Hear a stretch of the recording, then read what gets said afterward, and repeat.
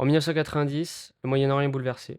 Le 2 août, Saddam Hussein, président de l'Irak, lance son armée contre le petit État voisin, le Koweït.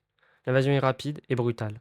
En quelques heures, les divisions irakiennes écrasent l'armée koweïtienne et s'emparent de la capitale, Koweït City. Les raisons de cette invasion, affaiblie par la guerre contre l'Iran et criblée de dettes, souffrent d'un accès maritime limité et de la chute des prix du pétrole, aggravée par le non-respect des quotas par certains pays de l'OPEP, dont le Koweït. Pour résoudre sa crise financière, s'approprier les ressources pétrolières koweïtiennes, élargir son espace maritime et affirmer sa puissance.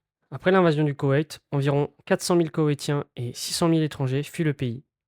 Tandis que les troupes irakiennes occupent le territoire de manière violente, allant jusqu'à miner la quasi-totalité des puits de pétrole, l'ONU réagit rapidement. Le 6 août, elle impose un embargo sur le Koweït, résolution 661, et le 9 août, rejette son annexion, résolution 662. Face au refus de Saddam Hussein de se conformer aux demandes internationales et à son utilisation des otages occidentaux comme bouclier humain, les États-Unis lancent l'opération Bouclier du désert pour protéger l'Arabie saoudite et préparer une intervention militaire. Cette opération bénéficie du soutien diplomatique de l'URSS et fédère une coalition internationale d'au moins 28 États, incluant des pays arabes, européens, asiatiques et africains, tous engagés à assurer la sécurité du Golfe et le contrôle des ressources pétrolières. La France intervient pour plusieurs raisons, dont la question de la stabilité du Golfe Persique. La région est essentielle pour l'approvisionnement mondial en pétrole. En s'attaquant au Koweït, Saddam Hussein ne menace pas seulement un État voisin, il crée surtout un risque majeur de déséquilibre régional. Si l'Irak contrôle le Koweït, il augmente fortement son poids sur leurs réserves pétrolières mondiales, ce qui peut lui donner une capacité d'influence sur les prix et les flux énergétiques. Pour la France, comme pour les autres puissances occidentales, il s'agit donc surtout d'éviter qu'un pays ne puisse déstabiliser cet équilibre. Il y a aussi une dimension politique et stratégique. Empêcher une domination irakienne du Golfe, au-delà de l'économie, c'est la question du rapport de force au Moyen-Orient. Un Irak renforcé aurait pu imposer ses conditions à ses voisins, modifier les équilibres régionaux et fragiliser les alliances existantes avec les pays du Golfe. La France, qui entretient des relations diplomatiques et économiques avec ces États, a donc un intérêt direct à préserver ce statu quo régional. Enfin, il y a une dimension géopolitique. Le maintien du statut international de la France. En participant à la coalition avec l'opération Daguet, la France montre qu'elle reste une puissance capable de projeter ses forces loin de son territoire, de coopérer avec les autres grandes puissances et de peser dans une crise internationale majeure. C'est aussi une manière d'affirmer son rôle dans les décisions globales. C'est ainsi qu'est née l'opération Daguet, nom de code donné à l'engagement français dans la guerre du Golfe. Officiellement lancée en septembre 1990, l'opération Daguet regroupe d'abord des unités envoyées en Arabie Saoudite. L'armée française va progressivement constituer une véritable division interarmée. La division Daguet, sous le commandement du général Michel Roquejoffre, à son apogée, elle compte près de 14 500 hommes, soutenus par des renforts américains. Dans le soutien de l'US Army, il y a notamment la 82e et la 101e Airborne. Dans le grand plan de la coalition, la division Daguet a une mission claire, tenir le flanc gauche du dispositif allié. Pendant que les forces de la coalition mèneront l'offensive principale pour libérer le Koweït, les Français devront pénétrer en Irak depuis l'Arabie Saoudite et s'emparer de la base d'Al Salman, située à environ 150 km au nord de la frontière. Cette mission est stratégique. Elle doit renseigner et couvrir l'essentiel des forces alliées qui avancent vers l'ouest, sur ce qui fut appelé l'autoroute de la mort, entre Kuwait City et Bassora. Phase 3. Déroulement de l'opération Daguet. Le 17 janvier, la guerre entre dans sa phase active. Avec le lancement de l'opération Tempête du désert, les forces alliées déclenchent une vaste offensive aéronavale, visant à neutraliser les capacités militaires et de commandement irakiennes. Missiles de croisière Tomahawk, avions furtifs, bombes à guidage laser sont utilisés contre les troupes stationnées au Koweït. Les centres de communication et de contrôle, les rampes de missiles, à raison de 2000 sorties par jour, 88 000 tonnes de bombes et projectiles sont déversés en 40 jours, réduisant drastiquement toute possibilité de riposte irakienne. Débute le 24 février 1991. Après plus d'un mois de bombardements aériens intensifs, l'armée irakienne, nombreuse et bien équipée, malgré les bombardements, reste redoutable grâce à ses positions défensives solides, et son expérience de combat acquise lors de la guerre contre l'Iran laisse présager une résistance difficile. Il y a deux groupes, un qui passe à l'est et l'autre à l'ouest, pour arriver jusqu'à Das Salman. Le général Janvier ordonne l'engagement de la division Daguet. À 6 heures, le 3e RIMA, commandé par le colonel Torrette, s'élance sur l'axe Texas.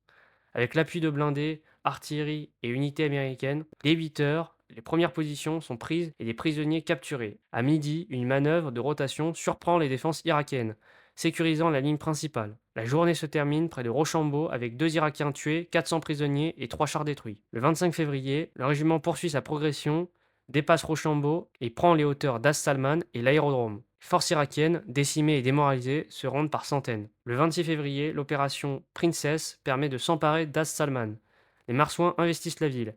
découvre des dépôts d'armes et contourne mines et cluster bombes. Une explosion dans le fort fait 2 morts et 33 blessés français. La ville est sécurisée et les derniers éléments de la 45e division irakienne neutralisés. Le groupement ouest de la division d'Aguet, composé principalement d'unités de la Légion étrangère, 1er REC, 2e REI, 1er Spachi et 11e Rama, est chargé d'un mouvement de débordement pour sécuriser le flanc ouest de l'axe Texas. Il progresse rapidement, prend part à la conquête des positions défensives irakiennes et contribue à la jonction avec le 3e RIMA. Le groupement capture l'aérodrome près d'As Salman et s'assure que l'ennemi est neutralisé sur ce secteur, permettant aux forces françaises et américaines de contrôler totalement l'axe. Le 28 février, Saddam Hussein demande le cessez-le-feu, accordé le 2 mars par l'ONU, résolution 686, renonçant au Koweït et ordonnant l'incendie des puits de pétrole, provoquant une marée noire majeure. Bagdad doit aussi abandonner ses capacités balistiques, chimiques, biologiques et nucléaires. Bien que défait, Saddam reste au pouvoir et réprime violemment les révoltes chiites et kurdes. Les pertes alliées s'élèvent à 280 tués et 776 blessés au combat, plus 138 morts et 2978 blessés par accident. Côté irakien, on dénombre entre 3000 et 5000 tués au combat, 10 000 à 15 000 blessés, 86 000 prisonniers et 100 000 soldats ayant fui, tandis que le matériel militaire est massivement détruit. L'opération Daguet est un succès pour la France, qui déplore 7 morts durant l'opération, dont 2 soldats des CRAP du 1er PIMA, qui ont été tués par 2 sous-munitions de l'aviation américaine non explosées, au fort Das Salman dans la province d'Al-Muntana le mardi 26 février 1991 à 16 h. 33 autres militaires ont été blessés, 23 lors de l'explosion des 2 sous-munitions, dont 22 légèrement. Néanmoins, l'engagement a mis en évidence les limites de l'armée française pour ce type de guerre, nécessitant une montée en puissance rapide de la division Daguet et le recours à des volontaires et à des unités de l'armée de terre dans leur ensemble. Cette expérience a convaincu le pouvoir politique que la conscription ne suffisait plus pour répondre aux enjeux de défense, conduisant à la professionnalisation des armées mise en œuvre à partir de 1997 avec la fin du service militaire obligatoire.